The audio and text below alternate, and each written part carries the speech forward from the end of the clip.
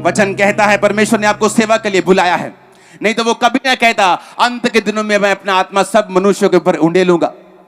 मुझे क्यों चाहिए उसका आत्मा अगर मुझे सेवा नहीं करनी तो। बाइबल कहती है 7 लोग रोटी बनाने के लिए चुने गए। जब प्रेरितों का काम बढ़ गया तो लोग बोलते थे कि रोटी नहीं खिलाते मेरी विधवाओं को, तो प्रेरितों ने 7 लोग चुन लिए जो रोटी बनाएंगे। लेकिन बाइबल कहती है वो भी पवित्र आत्मा से भरे हुए थे, वो भी लंगड़े चलाने की ताकत को और सामर्थ को रखते थे। परमेश्वर ने आपको सेवा के लिए चुना है। एक एक जन जो यीशु मसीह में विश्वास करता है अब सेवकाई के लिए चुने गए हैं। क्यों हमारी घरों में बरकत नहीं मालूम? क्यों हमारे घरों में आज शैतान नाच रहा है? क्यों गरीबी के श्राप नाच रहे हैं? क्यों अभी तक आप सिर नहीं बने और पूंछ हैं? क्योंकि वचन कहता है तुम जब परमेश्वर के वचन को पूरा करोगे, जब तुम परमेश्वर के एक एक वचन जो उसके मुंह से निकले पूरा करोगे, तो वो भी अपने वचन जो तुम्हारे लिए बोले गए हैं वो उनको पूरा करेगा। लिखा जो परम प्रधान के छाए हुए स्थान में बैठा रहे वो सर्वशक्तिमान की छाया में ठिकाना पाएगा। जब मैं 6 महीने का विश्वासी था तो ले हैंड करना शुरू कर दिया था। जब मैं 2 महीने का विश्वासी था तो प्रचार करना शुरू कर दिया था। मैंने प्रीच किया, लोगों को यीशु मसीह के बारे में बताया है, क्योंकि मैं एक बात को जानता था कि मुझे सेवा करनी है। यीशु मसीह ने कहा जाओ और सब जातियों के लोगों को चेला बनाओ। आज क्यों क्रिश्चियन लोगों के घरों में बरकत नहीं है? बाइबल के मुताबिक आप कर्जा देने वाले लोग होने चाहिए। बाइबल कहती है अय्यूब सबसे ऊपर था, प्रॉपर्टी वाइज, बरकत वाइज, आत्मिक चीजों के वाइज, सेवा वाइज। क्यों? परमेश्वर का भय भी मानता था और परमेश्वर की सेवा भी करता था। ये परमेश्वर का प्लान है आपकी लाइफ के अंदर। आप स्टूडेंट हो सकते हैं लेकिन आप सेवा कर सकते हैं। आप डॉक्टर हो सकते हैं, रोज प्रचार कर सकते हैं। आप इंजीनियर हो सकते हैं, रोज यीशु मसीह के बारे में गवाही दे सकते हैं। जो आपकी चर्च में होता है आप वो बता सकते हैं। जो कुछ प्रभु ने आपकी जिंदगी में किया आप वो कर सकते हैं। अपनी चर्च की इवेंजलिस्ट टीम का हिस्सा बन सकते हैं। पोस्टर्स को बांट सकते हैं, पंफलेट को बांट सकते हैं, फेसबुक पे, यूट्यूब पे परमेश्वर के काम को और वचन को शेयर कर सकते हैं, क्योंकि इसी काम के लिए परमेश्वर ने आपको बुलाया है। अगर आपके पास बरकत नहीं है तो उसका रीजन ये है कि आप लोग सेवा में नहीं हैं।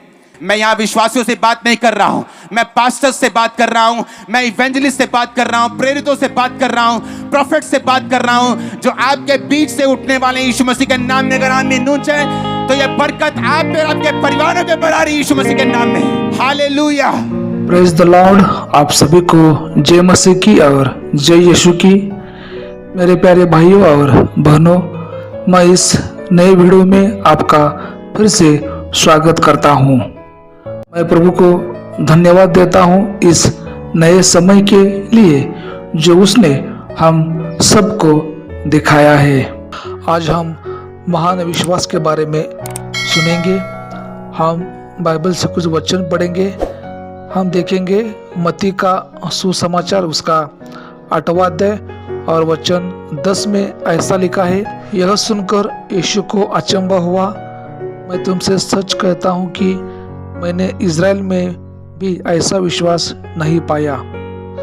यीशु ने अपने महान विश्वास के लिए सूबेदार की सराहना की। पहले सूबेदार का विश्वास की महानता उनकी विनम्रता में स्पष्ट थी। आदमी हालांकि एक उच्च सैन्य अधिकारी था और यहूदियों का एक महान परोपकारी था। उसने अपने आप को पूरी तरह अयोग्य समझा। उसने कहा, हे प्रभु, मैं इस योग्य नहीं कि तू मेरे छत तले आए। दूसरा, यह मनुष्य का विश्वास यीशु के वचन में केंद्रित था। उसने यीशु से कहा, केवल मुख से कह दे तो मेरा सेवक चंगा हो जाएगा। दूसरे शब्दों में उन्होंने कहा, एक शब्द ही काफी है, आपको व्यक्तिगत रूप में आने की आवश्यकता नहीं है। अपने आप केवल उससे जो उसने यीशु के बारे में सुना था, बिना किसी अनुभव और शिक्षण के उसने यीशु के वचन में पूर्ण विश्वास दिखाया। तीसरा, सूबेदार के पास यीशु के महान व्यक्तित्व का उचित दृष्टिकोण था। उसका मानना था कि उनके शब्द में दूरी पर बोलने पर भी बीमारों को चंगा करने की शक्ति थी। उसने पहचान लिया कि नासरत के यीशु हमेशा अपने स्वर्गीय पिता के अधिकार के तहत काम कर रहे थे और इसलिए उन्होंने अनुमान लगाया कि उसके पास परमेश्वर का ही शक्ति था। जैसा कि सीजर का अधिकार उसका अपना जीवन से प्रभावित हुआ, उसी प्रकार रोगों, दुष्टात्माएं और आदि पर परमेश्वर का अधिकार मसीह के माध्यम से बहेगा।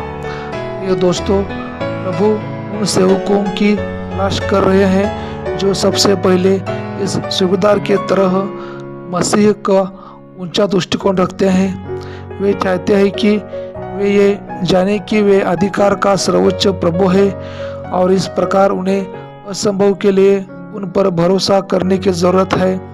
दूसरा, वे सूबेदार जैसे पुरुषों और महिलाओं को खोज रहे हैं जिनके पास खुद के बारे में नीच दृष्टि है। वे चाहते हैं कि उन्हें एहसास हो कि वे अयोग्य और अपर्याप्त है, परंतु मसीह अनुग्रहकारी और सर्वपर्याप्त है।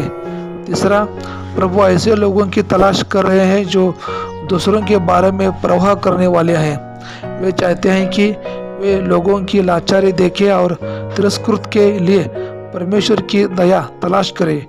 हम ऐसे लोग हो जिन्हें हमारे महान विश्वास के लिए यीशु द्वारा प्रशंसा मिले। प्रभु इस वचन के द्वारा आप सभी को आशीष दे। आमीन। इस वचन के द्वारा परमेश्वर आप सभी को आशीष दे। अगर आपको यह वीडियो अच्छा लगे तो हमारे चैनल को सब्सक्राइब कीजिए और लाइक कीजिए।